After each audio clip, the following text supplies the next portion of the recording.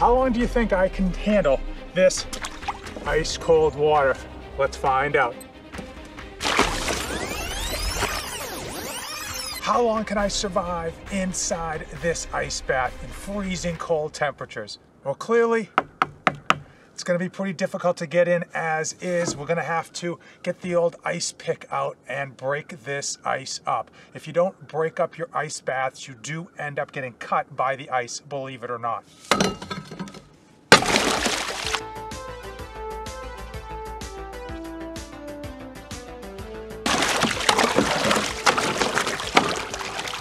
So currently it is below freezing out, as you can probably tell. It's 27, 28 degrees, and it's only gonna warm up just above freezing later today. How cold is the water? 32.5 degrees, a bit on the brisk side.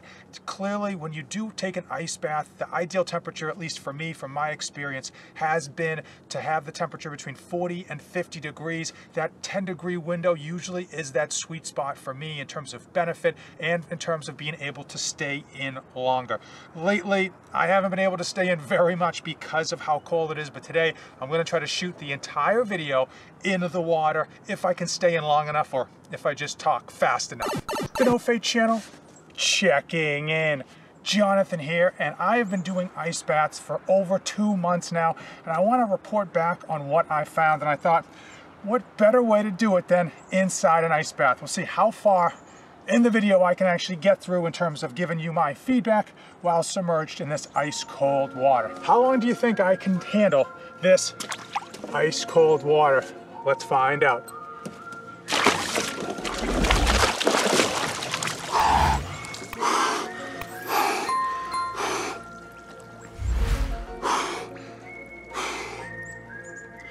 So we should probably start with the benefits. Most people think when it comes to ice baths, they think of performance, they think of athletes taking ice baths after a game.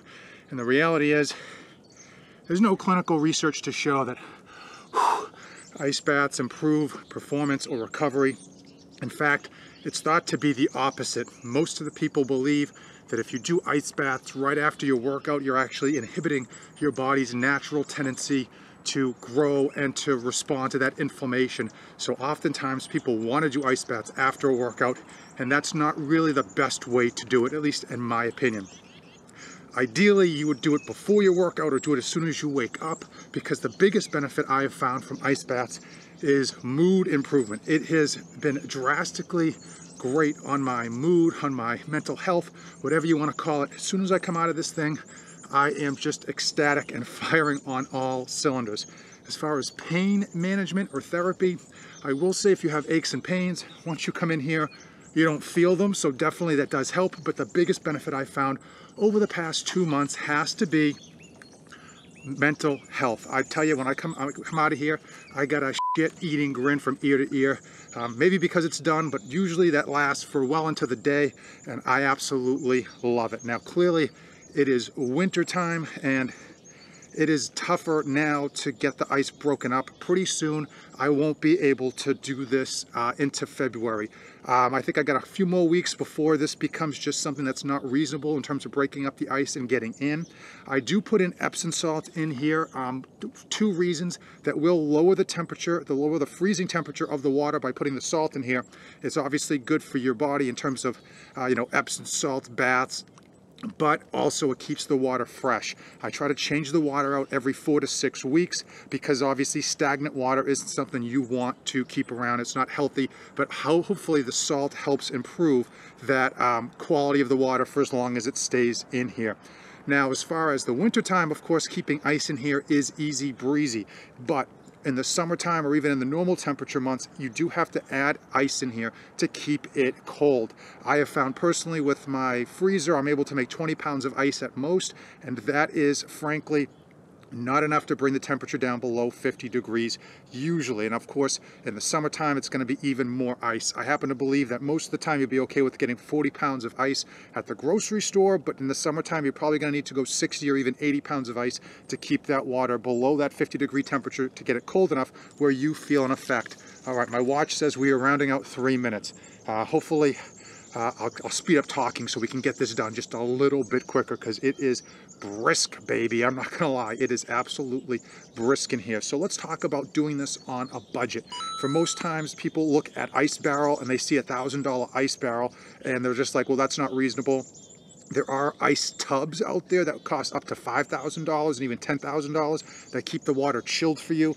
Also, probably unrealistic for most people. Some people have bought freezers and used that setup, but even that can be upwards of like $700 depending on the freezer that you buy, and then just fill it up with water. This is probably the most economical in terms of the initial startup cost. All you need is this Tupperware, this 100-gallon trough. As far as what size you can get up to 300 gallons, but I am 6'1", 190. I fit in here just fine. So clearly, I think most of you would do fine with just 100 gallons. Ideally, you fill this thing up to like maybe 70% of the way high, and then you can either add an ice, and then once you get in, the water's going to fill up. The less water you put in here, the easier it is going to be to keep it cold when it's not wintertime.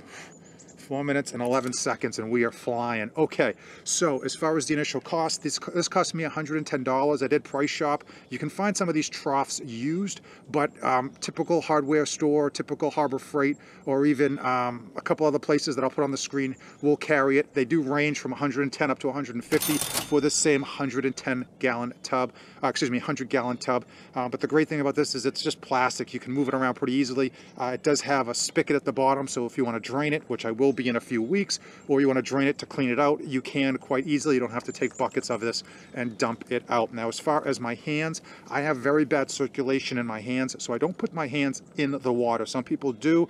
I just don't want the capillaries in my fingers to really constrict that badly. Also, in terms of dunking your head, that's something that I do. I typically wait till the end because I just don't want to have my ice cold head out here exposed to the elements. But I think in the summertime, it's probably something I'm going to do as soon as I get in. 5 minutes and 15 seconds, and we are doing great here, folks, as far as stuff I wanted to cover. Now, the Epsom salt I buy in 5-pound bags, and frankly, it only costs like $5, and I usually put 1 or 2 bags in per 6-week cycle, so that's not that much. In terms of the actual cost, it's all about the ice. In the wintertime, it doesn't cost you anything. However, when you get to the summertime, you're going to have to be putting in 80 pounds of ice every few days because this is not insulated.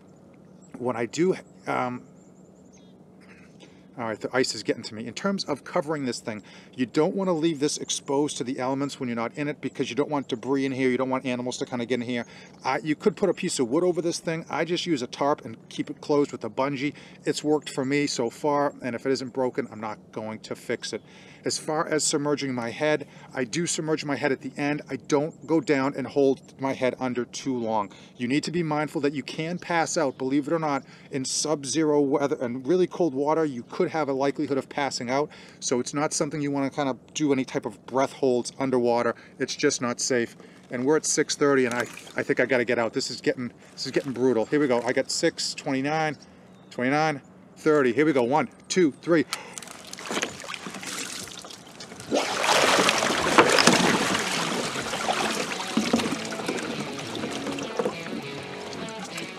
I am all warmed up finally, and there was a few other items I wanted to discuss, and one is duration. Now, clearly, you don't need to stay in the ice bath as long as I did today, especially when the temperature is so cold, both outside and in the water. But some of the research that was done on ice bath in terms of physical and mental benefits showed that the 10-minute mark was ideal. Not all in one sitting, you could spread that out, but 10 minutes a week. And for me, I personally have found that 2 minutes at a time usually is my sweet spot in terms of getting all the benefit without kind of really getting absolutely frozen and having to deal with a long, intensive warm-up process. Cost is a pretty deep rabbit hole you can get yourself into. Now, the initial cost can be significant if you go with a cold plunge tub. That could be $5,000 or even $10,000. Obviously, if you go with a home freezer, that is something that would only cost you about $800, and you'd be able to use it as a freezer if you decided that the cold plunge lifestyle just wasn't for you. For my money, the trough that's used to water livestock is really an easy way to test the waters.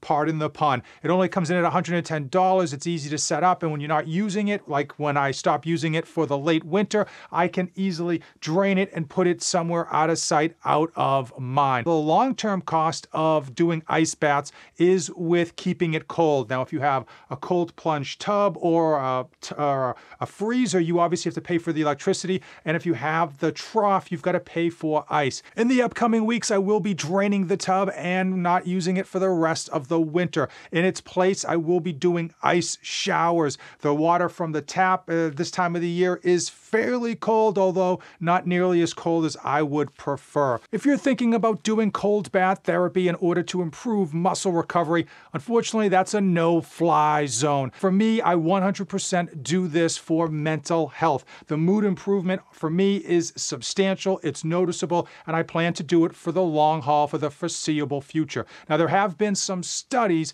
that do show there's maybe some physical improvement with this in the long term as far as your body's adaptation. But again, if you're going to be doing ice bath therapies, I highly recommend you do it for the mental health improvement, because I can't and won't say that it's going to help you benefit in any way, shape, or form physically. If you have any questions that I have not answered, drop them in the comments below. I'm going to put links to everything I talked about down in the description, so check those out. Use those links. They do help support the channel, and it helps me create future content. If you made it to the finish line, if you made it to the end of the video, you and I are officially best friends. Mario and Luigi, Chip and Dale, thanks for making it all the way to the end, and as usual, don't save anything for the trip back.